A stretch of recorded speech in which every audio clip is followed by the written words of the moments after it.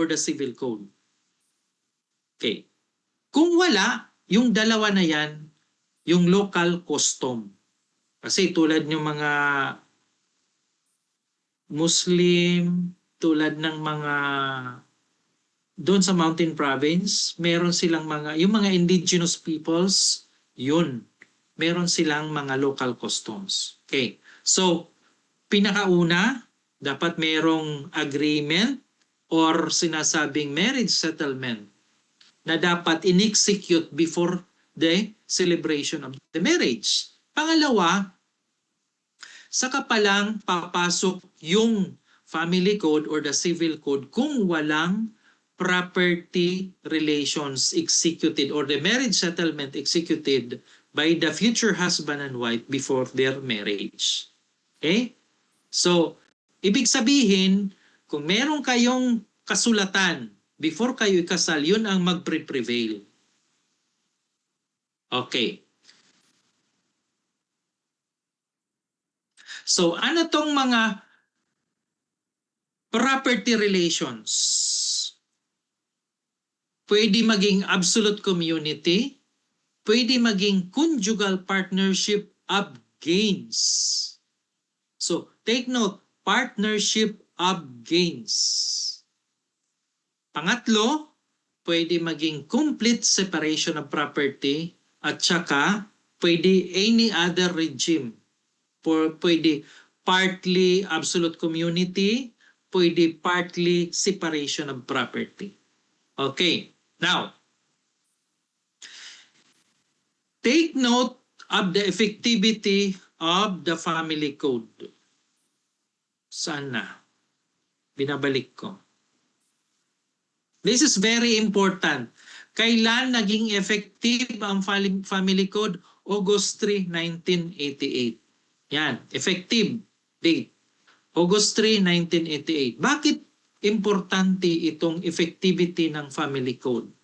Because before the effectivity of the family code, the default property regime, meaning during the effectivity of the civil code, kasi civil code ang nag-govern pa noong time na yon, ang naka-default na property regime is conjugal partnership of gains.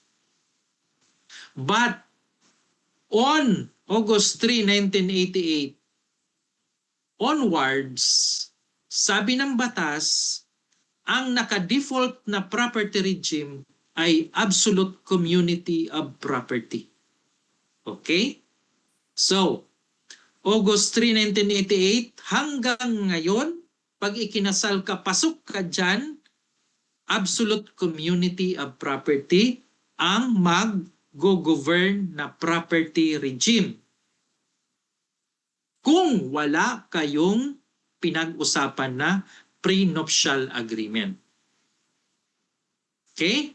Pero kung ikinasal kayo August 2, 1988 pababa, conjugal partnership of gains. So that is very important.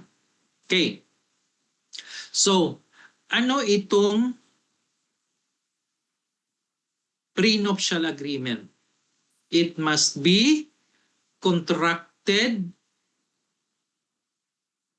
by a man and a woman who intend to marry. So anong content nito? It will regulate their property relations during their marriage. So ano ba? Mamimili sila kung conjugal partnership or separation of property. Diba? Okay. Take note that the marriage settlement must be made kasi nga antenuptial or prenuptial, meaning before marriage, before the celebration of their marriage.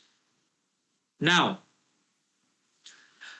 once nag-asawa na sila, meron silang marriage settlement or prenuptial agreement, that settlement or that contract cannot be altered or modified.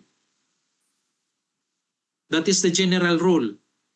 Bawal palitan yan, bawal i-modify yan, bawal i-alter yan. Except, during marriage, they were legally separated. Or during marriage, one or both of them petition before a court na magkakaroon kami ng separation of property. Diba? Pwede yan. But between the husband and wife, sila lang mag-uusap, hindi pwede yan. Kinakailangan mayroong court intervention. There must be a judicial decree mandating that ikaw husband, that will be your property, ikaw wife, that will be your property. You will have a complete separation of property. Diba? In the absence of that judicial decree, si husband at saka si wife lang mag-uusap, magkakanya-kanya sila, that is not valid. Diba? Okay. Now, itong marriage settlement, take note, is just a contract between the husband and wife. Tayo, wala tayong pakialam because we are third persons. In order for us to be bind, para tayo magkaroon ng pakialam doon sa property na yon, that agreement must be registered. Saan irerehistro? Or sino ang dapat bigyan ng kopya na yan? After the celebration of marriage, di ba? Kinasal na sila doon sa local civil registrar kung saan sila, saan may jurisdiction yung kasal nila. Diba? Isa yon. Pangalawa, because it involves properties, real properties especially, doon sa mga property, yung location ng mga yon. Kasi baka mamaya, kinasal dito sa Manila. Okay, yung local civil registrar ng Manila, bibigyan ng kopya. Meron silang property, let's say, sa Cebu. Okay, the local civil register of deeds of Cebu City, bibigyan. Meron silang property sa Davao City, bibigyan. Meron silang property sa Baguio City. Yung register of deeds doon sa Baguio City, dapat bigyan din ng kopya sa kanilang prenuptial agreement. Okay? So, to bind third persons, a public instrument must be used, dapat notaryado, and registered in the local civil registry where the marriage contract is recorded, along with the proper registries of properties. Ba? Okay. So, 18 to 21, please take note that the contracting parties must be legally allowed under the law. So, 18 above.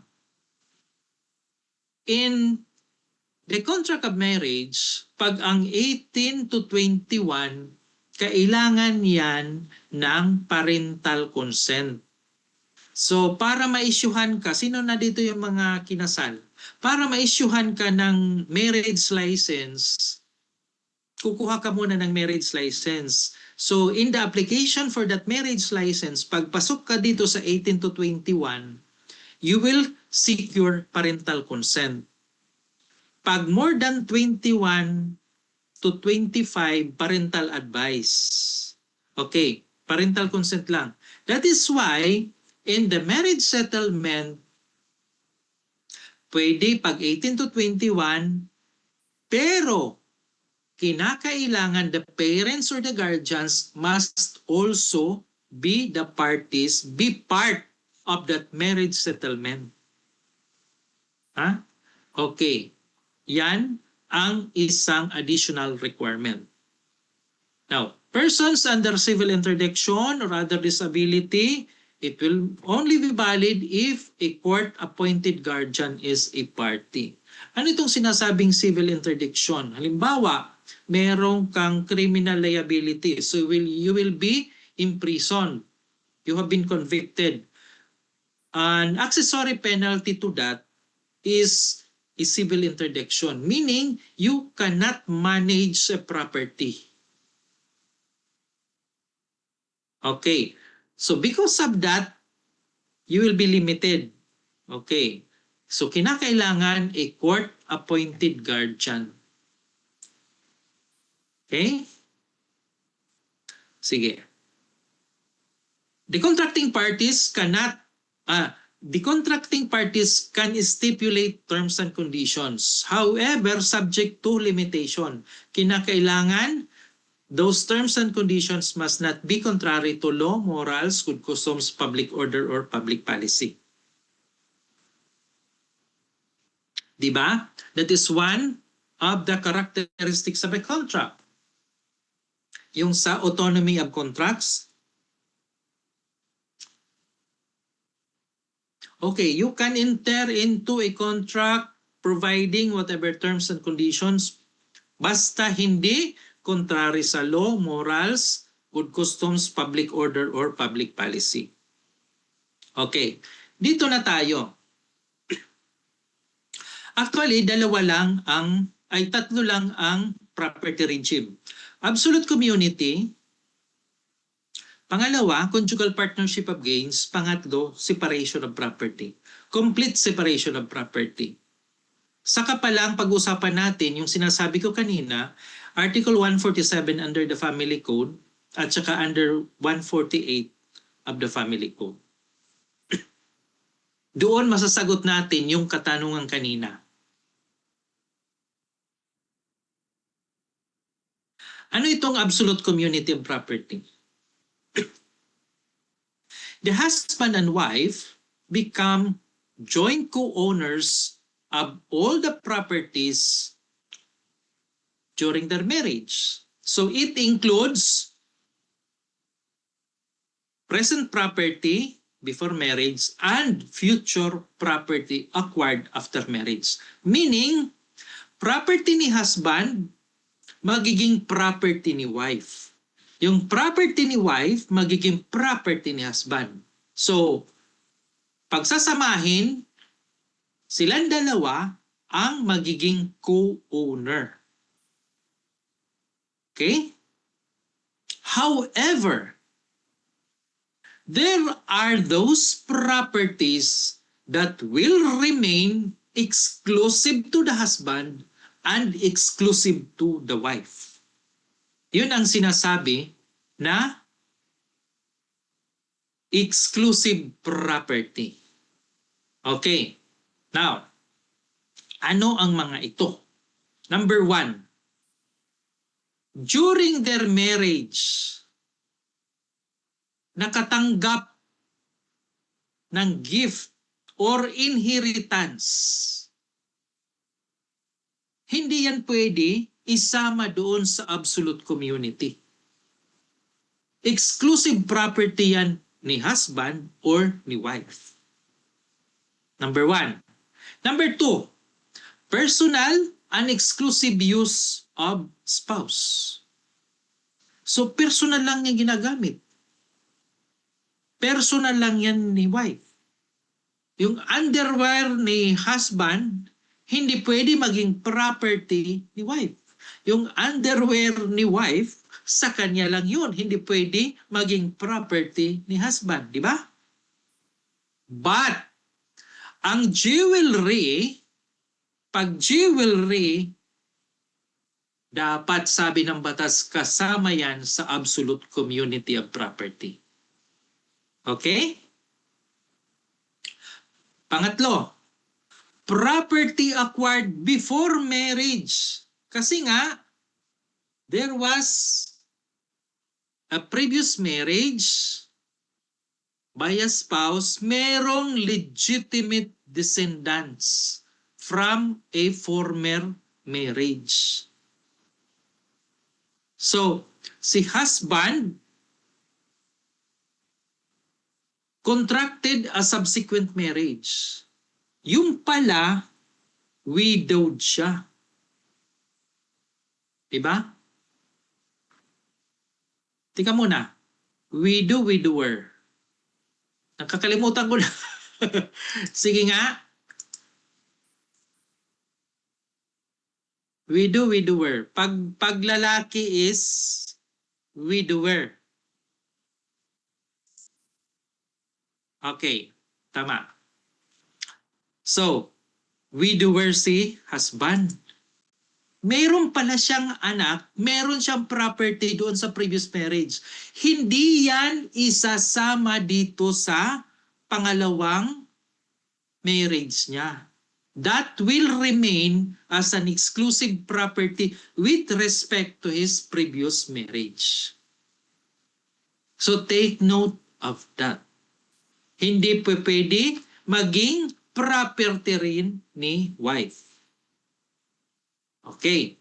So take note of that. Kasi i-relate natin ito doon sa succession.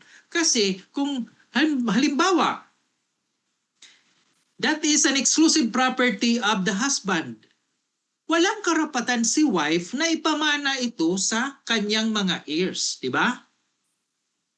So, sinasabi ko na yung lesson natin dito sa property relations under the family code is related, closely related to succession.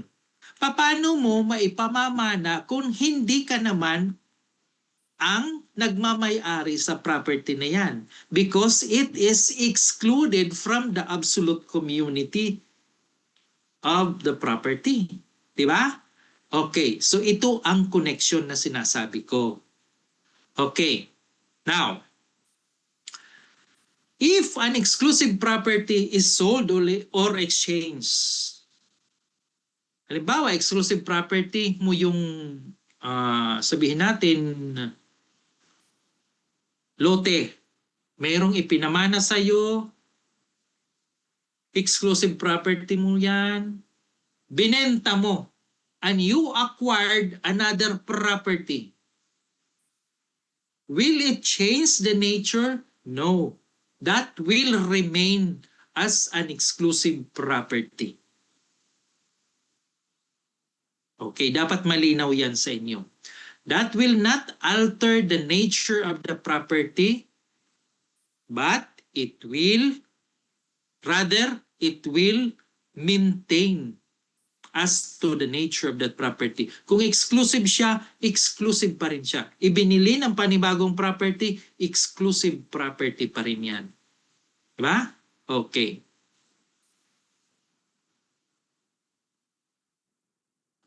Let us come to the conjugal partnership of gains.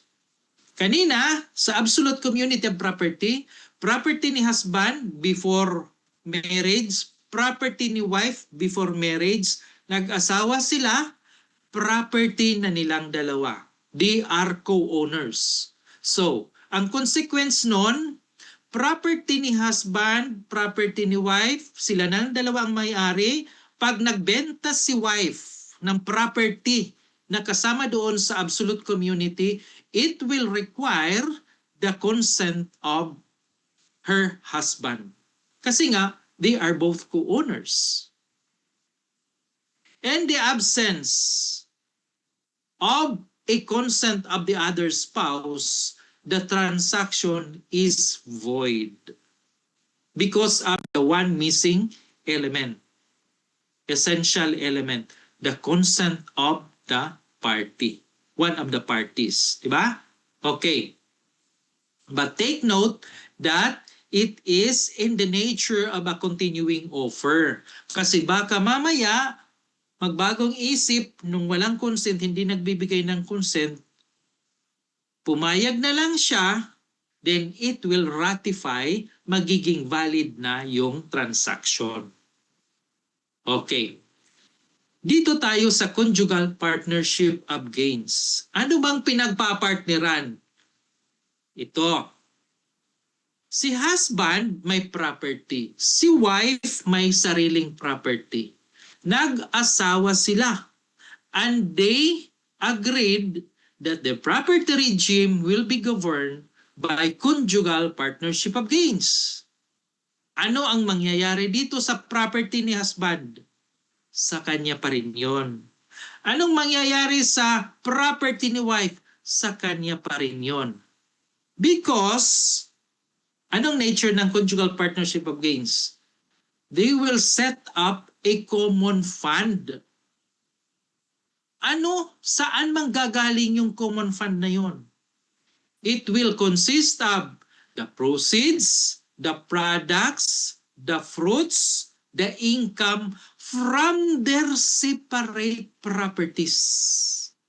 Meaning, hindi pag-iisahin, katulad ng absolute community property, maintain yung separate nature of their properties. Ang property ni husband sa kanya. Ang property ni wife sa kanya pa rin. Di ba? It is only the proceeds, the products, the fruits, the income of these properties that will consist as a common fund. Di ba? Okay. You can see now the difference between the absolute community and the conjugal partnership of gains. So meron ng common fund, di ba? Okay. Meron ng common fund from their separate properties. Nagkaroon ng gain. Yun lang ang magiging partnership. Magkakaroon ng conjugal partnership of gains doon sa common fund. Okay? Paano natin i-determine yung conjugal property? Okay. The following are conjugal partnership properties. Number 1, those acquired by onerous title during marriage. Anong ginamit? Yung common fund ng mag-asawa. Okay. Those obtained from the labor, industry, work, or profession of either or both of the spouses. The fruits due or received during marriage from the common property, as well as the net fruits from the exclusive property of each spouse. Kasi nga, ito na yung gain, the fruits. The share of either spouse in the hidden treasure. Okay, so kinakailangan babalikan natin yung concept ng hidden treasure, di ba? What is hidden treasure under the property law? Dapat alam nyo na yan. Those acquired through fishing, through occupation such as fishing or hunting. Livestock existing upon the dissolution of the partnership. Itong pinaka-importante. Those acquired by chance, halimbawa nanalo ka ng loto sa PCSO. Papasok yan doon sa conjugal partnership properties. Okay, so ito ang presumption under the conjugal partnership of properties. All property acquired during the marriage, whether the acquisition appears to have been made, contracted, or registered in the name of one or both spouses, is presumed to be a conjugal property unless it is proven otherwise. Okay, so malinaw na between absolute community property and conjugal partnership of gains. In conjugal partnership of gains, separate pa rin. Manag-asawa na sila pero yung property nila ay separate pa rin. Na kay Mr. pa rin yun, na kay Mrs. pa rin yun. Yung nature of property. Okay? It is only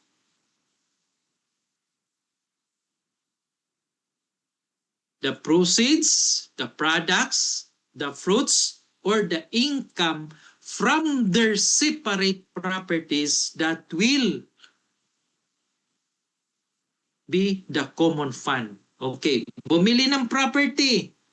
Galing dyan sa common fund. Okay, conjugal property na yon. Okay? Sige. Punta tayo doon sa separation of property.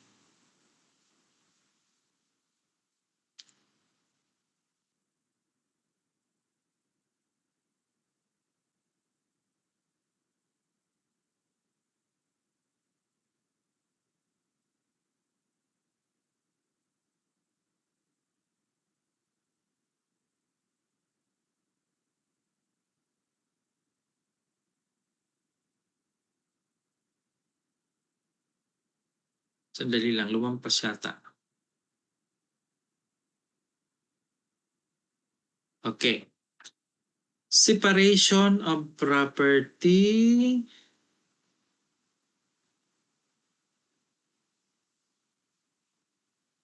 Ano ba to? Okay, ito na. Separation of property. Ito yung pangatlo. Each spouse retains ownership, management, and control. So completely, kanya-kanya pa rin. Hindi mahirap intindihin. Separation of property, walang magiging common fund. Sa kanya, yung property ni husband, sa kanya pa rin yun. Yung property ni wife, sa kanya pa rin yun. Okay? So, walang problema. Kanya-kanya pa rin. Including their fruits, their income, their proceeds.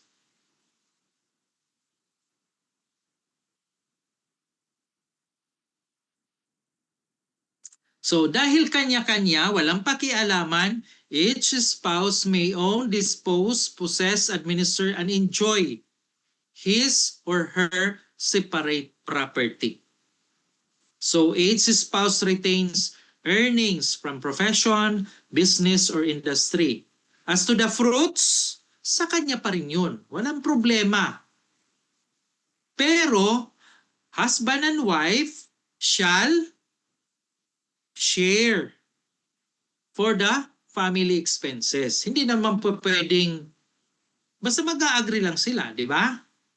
Na itong bill para sa Meralco, para sa Maynila, sa'yo. Itong bill para sa kung ano pang bayaran, sa'yo naman to, di ba? So mag-a-agree lang sila. Basta maintain pa rin yung separation of property.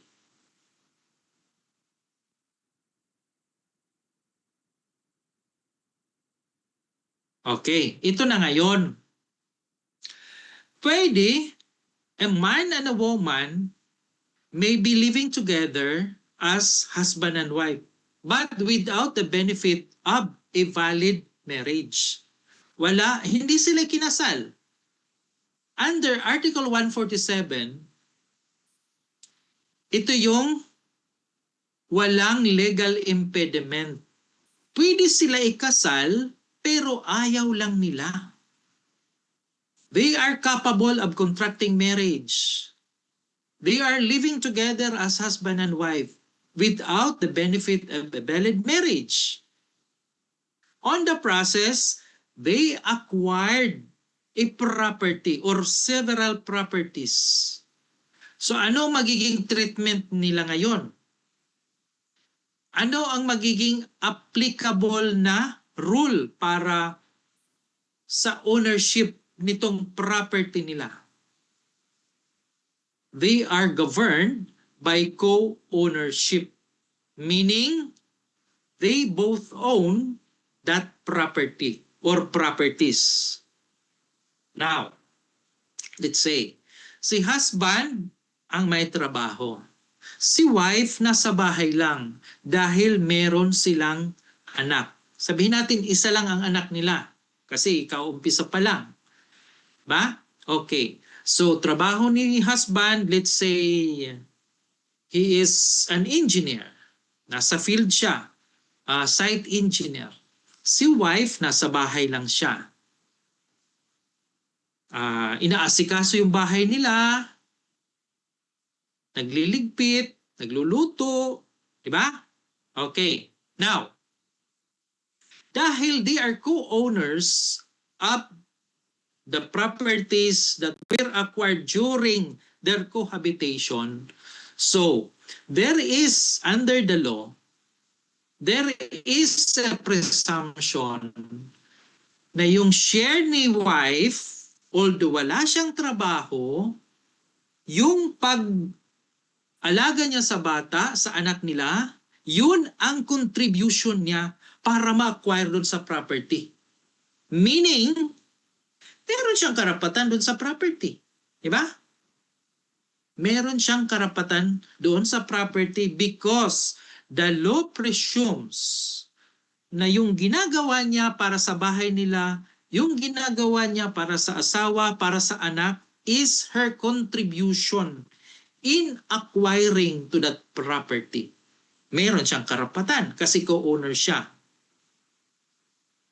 This is different with the second instance. Because under Article 148, a man and a woman living together as husband and wife, this time they are not allowed to marry with each other because one of them has a legal impediment. Merong problema. Okay, let's say, tuloy natin yung example natin kanina. Si husband, may trabaho, engineer siya, nasa site. Si wife, nasa bahay lang, nag-aalaga sa anak nila. Pero ito pala ang twist. Si wife is previously married to other man. Meron pala siyang asawa. Kaya hindi sila pwede ikasal ni husband ngayon, nitong kinakasama niya, kasi nga itong babae ay previously married, hindi pa na-annul yung kasal nila. Otherwise, pag ikinasal siya, pangalawa, magkakaroon ng bigamy. Magiging bigamous relationship, bigamous marriage. Okay. At dahil hindi sila pwede ikasal, merong legal impediment kasi may asawa pala si babae. Okay, on the process, they were able to acquire properties. Okay. Meron ngayong na-acquire sila na property. Okay. Ang tanong is, sino ang bumili ng property? Sa pangalawang example ko, si husband na may trabaho or si wife na walang trabaho? Si husband lang, di ba? Kasi siya lang ang kumikita. Siya lang ang may income. Siya lang ang may salary, di ba? Okay. Kakaintindihan tayo, nasusundan niyo ako. Now, the law says, under the second situation, the husband or the wife can have an interest over that acquired property if they can present an actual proof of contribution in acquiring to that property. Now, the question is, ano ang maipapakita na proof ng babae kung wala siyang trabaho? Therefore, may karapatan ba yung babae or wala? Meron o wala? Dahil wala siyang trabaho, Meron po. dahil wala siyang trabaho, wala siyang actual proof of contribution. Therefore, yung mga properties na yon na acquire ng husband ay wala siyang karapatan. That makes the distinction between Article 147 and Article 148. Sa Article 147, there is a presumption na si babae ay may contribution doon sa pag-acquire ng property. At dahil meron siyang contribution, meron siyang karapatan. Ano ang contribution niya? Mag-alaga ng bata, ayusin yung bahay. Pero wala siyang pera na ipinapalabas para mag-acquire ng property. Diba? But then the law presumes that there is a presumption na ang contribution ni girl, ni woman, ay yung pag-alaga sa bata. Meron siyang karapatan doon sa property. In the second situation, the law requires that for you to have an interest over that property acquired during your cohabitation, you must present an actual proof of contribution. In the absence of that, wala kang karapatan para doon sa property na na-acquire ninyo during your cohabitation. Diba? Okay. Sige, balikan natin yung tanong. Let us analyze.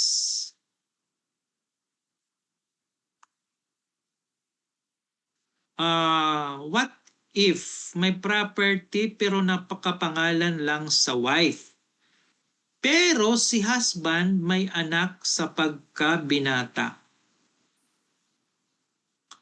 Meron pa din, okay, ang tanong is,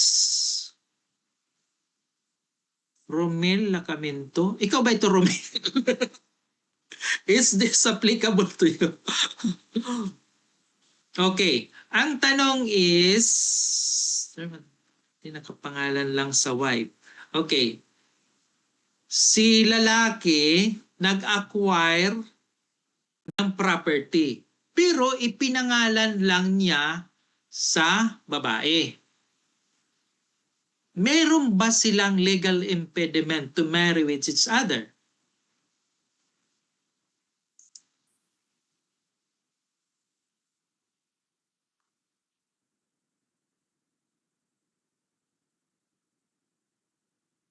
Romel, please sound off. Meron ba silang legal impediment to marry with each other? And during their marriage, kasi pwede lalabas at lalabas ang katotohanan.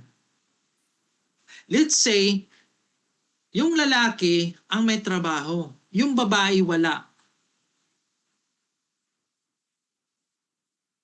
Okay, so this is a matter of evidence. Kung meron silang legal impediment, either the man or the woman, ang meron legal impediment, there must be an actual proof of contribution. Okay, sabihin natin nakapangalan sa babae. Pero, sabihin naman ng anak ng lalaki na yung papa ko ang may trabaho. Ipinangalan lang yan sa'yo. Diba? Yung papa ko ang may trabaho, yun ang may income, yun ang ipinambili doon sa property na yun. Diba? So this is a matter of evidence during trial. So kung may prepresenta ng anak na yung tatay niya ay may trabaho, merong ganitong sapat na income versus dito sa wife, walang trabaho pero nagkaroon ng titulo doon sa property, that is a big question. Saan nanggaling yung pera? Diba? Okay. So this is a matter of evidence during trial. The question, the answer to that is, pwede maghabol yung anak if it can be proven na yung tatay niya ang nag-acquire sa property na yon, ipinangalan lang sa babae. Diba? So, dyan papasok yung trabaho namin mga lawyers. Okay? So, di ba? It is a matter of evidence during trial.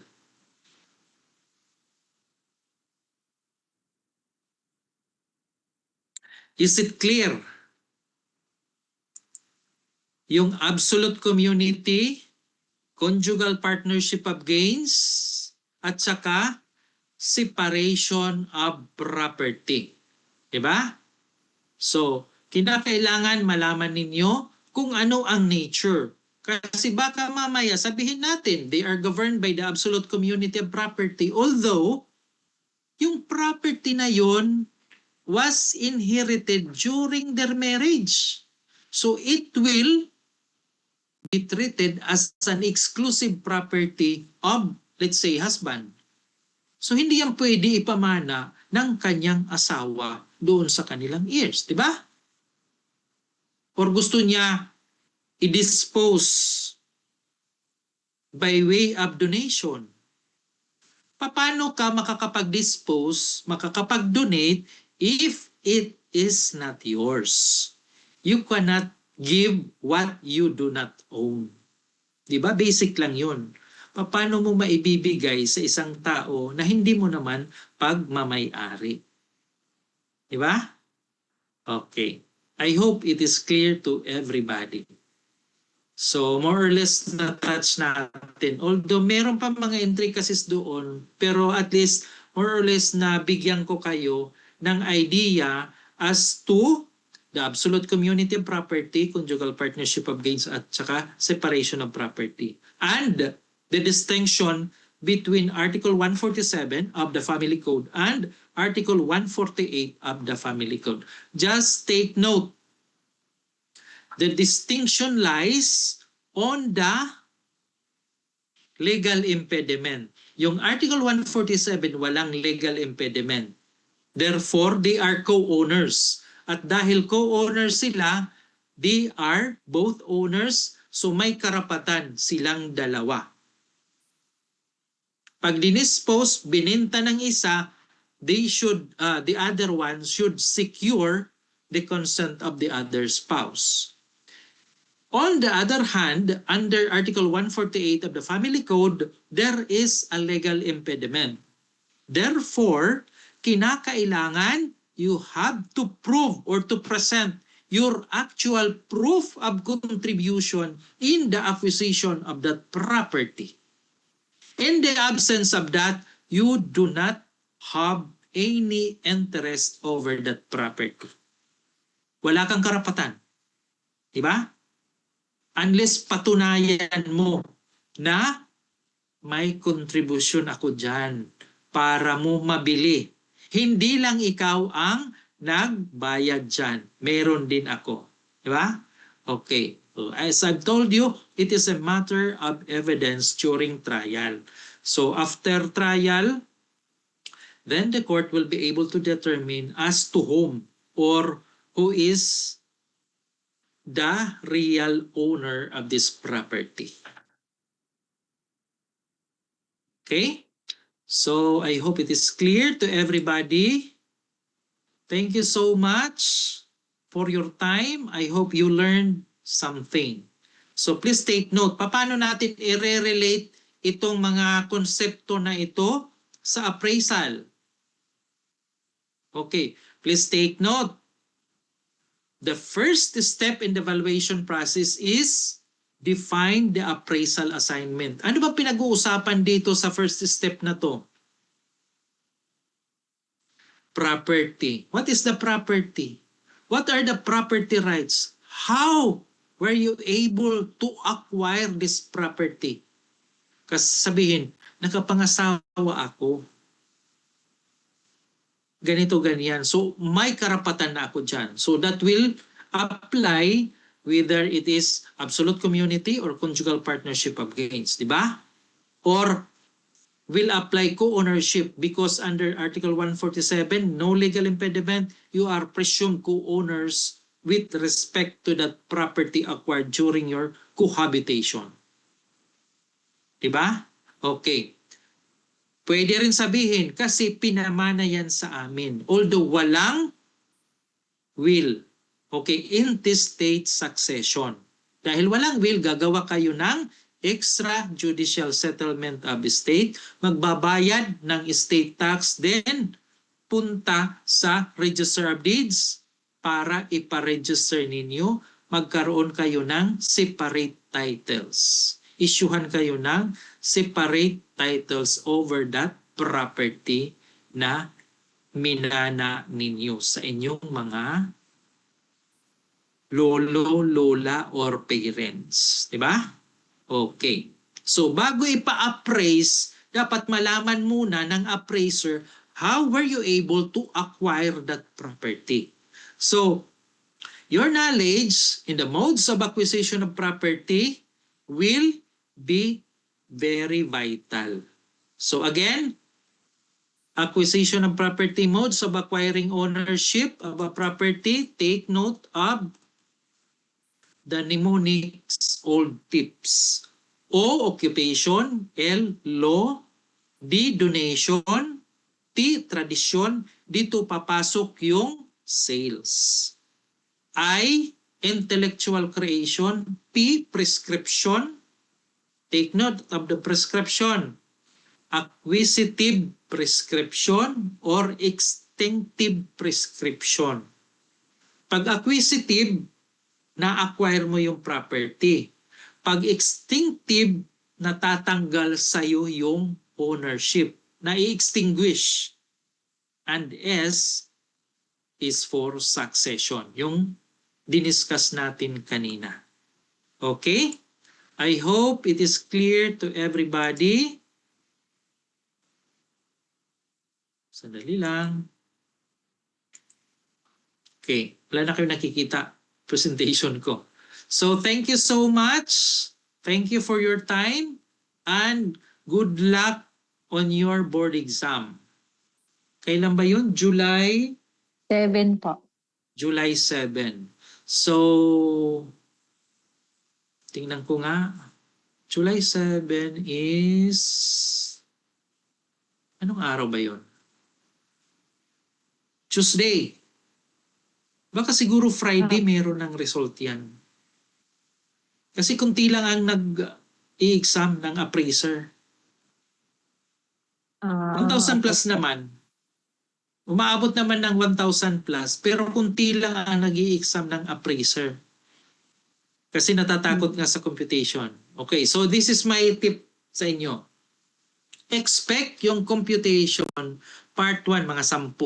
Pero part 2 andun yung madami, mga 40. So bugbog talaga kayo sa computation. Who are engineers here? Po. CPA. Grabe. Who are engineers here? CPA. Magpaturo kayo sa kanila. Madali lang yung computation. Okay, sige, ganito na lang. Kabisaduhin ninyo. Anong kakabisaduhin? Sales comparison, income approach, at saka cost approach. So sa sales comparison, di ba? Ano ang importante dyan? CIA. When the comparable is inferior, add. When the comparable is superior, subtract. So yun ang positive, negative adjustments. Take note of the comparable. Pag inferior siya, add. Pag superior, subtract. To balance. Para mabalanse. Kasi inferior, di dagdagan mo, yun na ang value ng property mo. Kung superior, bawasan mo para mabalanse doon sa property, the subject property. Okay, income approach.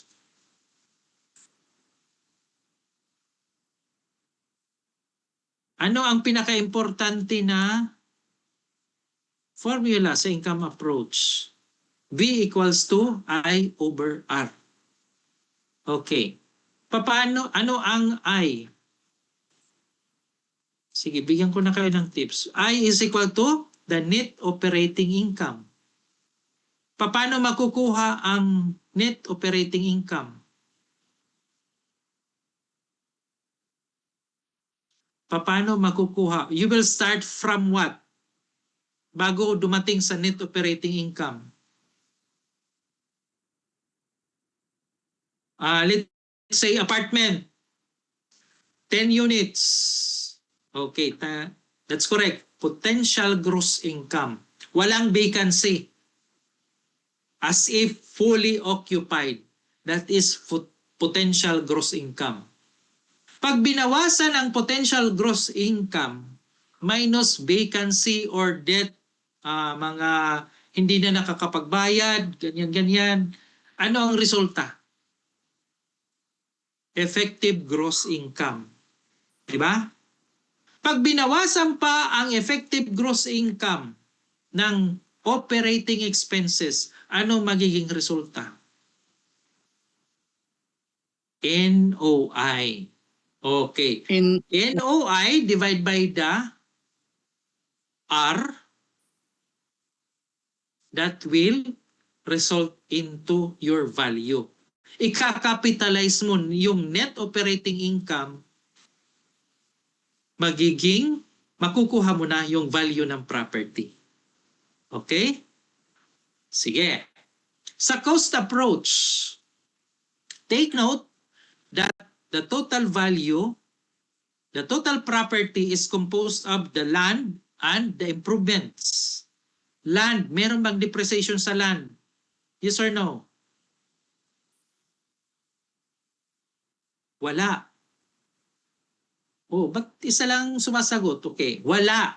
So that will be, that you will have a separate computation for the land as if vacant. Walang improvement. Gamitan mo ng sales comparison. Okay. Now, dito tayo magkakatalo sa improvements kasi merong, anong meron? Ibabawas natin. Sa improvements, depreciation. Take notes. Take note, there are 3 kinds of depreciation. Physical, functional, and obsolescence. Okay. Sa tatlong ito, alin ang hindi curable?